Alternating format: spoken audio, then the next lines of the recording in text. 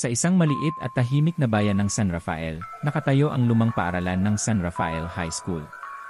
Kilala ito sa kanilang mga mag-aaral na mayroong magagandang marka at matataas na pangarap.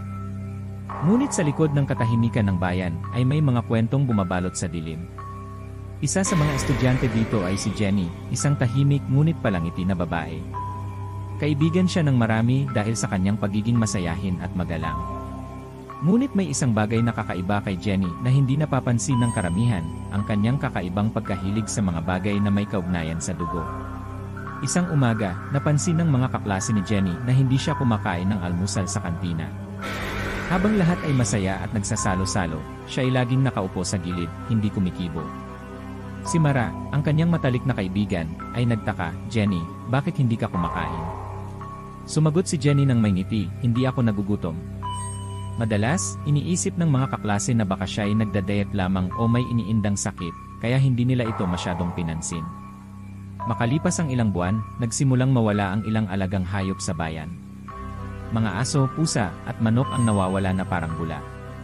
Isang araw, isang residente ang nakakita ng kakaibang nilalang sa likod ng kanyang bahay, isang babae na tila sumisipsip ng dugo ng kanyang alagang pusa. Nang makita ng residente, mabilis na tumakbo ang babae, at iniwan ang pusa na wala ng buhay.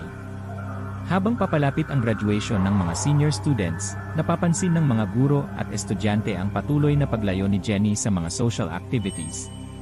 Habang lahat ay kumakain at nagtatawanan sa recess, siya ay naglalakad palayo sa likod ng paaralan, dala ang kanyang maliit na bag na laging nakasara. Isang araw, si Mara ay na-curious kung bakit hindi na sumasama si Jenny sa kanila, kaya minabuti niyang sundan ito sa likod ng paaralan. Dahan-dahang sumunod si Mara kay Jenny patungo sa bakanting lot sa likod ng paaralan. Habang papalapit siya, nakita niyang nakayuko si Jenny, tila may ginagawa. Nang mas lumapit si Mara, halos hindi siya makapaniwala sa kanyang nakita. Si Jenny ay nakaluhod sa harap ng isang patay na ibon, at tila sinisipsip ang dugo nito gamit ang isang maliit na tubo.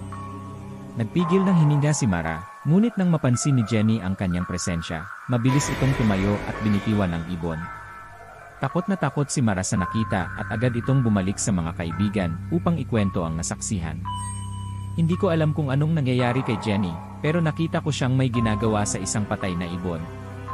Hindi makapaniwala ang mga kaklase, at ang iba ay nagtatawanan pa, iniisip na baka nagbibiro lang si Mara. Ngunit sa kanyang mga mata, makikita ang takot at pagkabahala. Lumipas ang mga araw, at napansin ng mga guro na tila nagiging mas malayo si Jenny sa kanyang mga kaklase. Hindi na siya sumasama sa mga group activities, at madalas ay nawawala siya sa klase nang hindi nagpapaliwanag. Dahil dito, tinawag siya ng kanilang principal para kausapin. Ngunit kahit anong pilit ng principal na magtanong, si Jenny ay tahimik lamang at mumingiti ng tipid. Isang gabi, habang nag-aayos ng mga gamit ang janitor sa paaralan, nakita niyang may ilaw sa science lab kahit dapat ay sarado na ito. Nang buksan niya ang pinto, bumulaga sa kanya si Jenny, nakayuko sa isang mesa. Sa mesa ay may patay na daga na tila isinailalim sa eksperimento. Agad siyang lumayo at iniwan si Jenny na parang walang nangyari.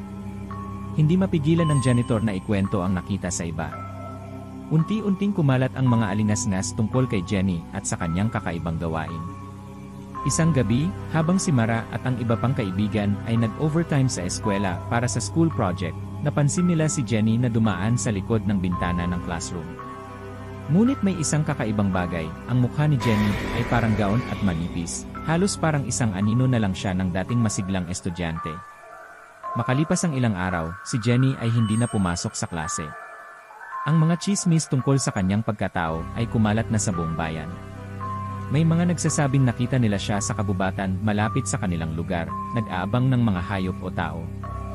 Isa sa mga kwento ang nagsasabing si Jenny ay hindi isang normal na tao, isa siyang aswang na pinagmumulan ng pagkawala ng mga hayop sa bayan. Isang gabi, nagpasya ang ilang matatapang na estudyante na hanapin si Jenny sa likod ng paaralan. Sa kanilang pagdating, nakita nila siyang nakatayo malapit sa isang puno, may hawak na maliit na bote ng pulang likido. "Jenny!" "Ano yan?" sigaw ni Mara, ngunit hindi sumagot si Jenny.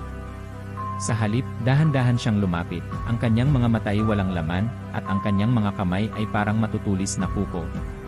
Sa gitna ng pagkakatakot, biglang nagsalita si Jenny, "Hindi ko ito gusto, pero kailangan kong gawin." Nagkwento siya tungkol sa kanyang pamilya na may lahing aswang. Bago pa man siya ipanganak, ipinasa sa kanya ang sumpa at hindi siya makalabas dito. Dahil dito, kailangan niyang sumipsip ng dugo upang mabuhay.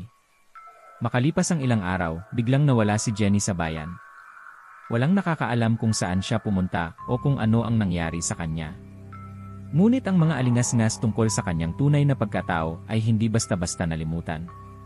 Maraming nagsasabing nakita pa siya sa ibang lugar, nagtatago at patuloy na hinahanap ang dugo na kailangan niya upang manatiling buhay.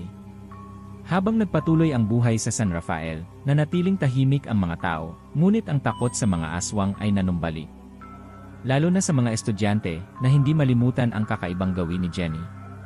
Mula noon, bawat gabi ng paghahanap ay punong-puno ng takot at kaba na baka bigla na lang bumalik si Jenny upang muling maghanap ng dugo. Hanggang ngayon, taon na ang lumipas, hindi pa rin makalimutan ng mga kaklase ni Jenny ang kanyang kakaibang presensya.